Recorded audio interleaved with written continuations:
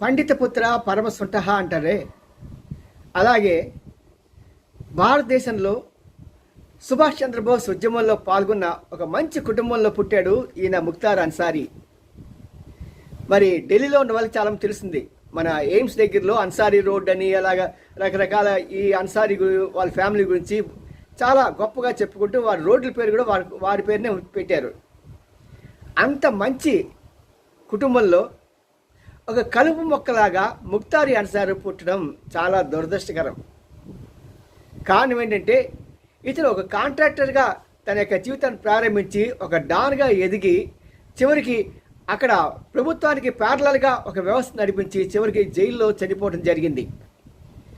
జైల్లో చనిపోవడం కూడా తన హార్ట్ అటాక్గా చనిపోతే తన కొడుకు వచ్చి యోగి ప్రభుత్వం వల్ల అతను మందు కలపడం వల్ల నా తండ్రి చనిపోయాడు అని నింద వేస్తున్నాడు. ఇది ఎంతవరకు న్యాయం?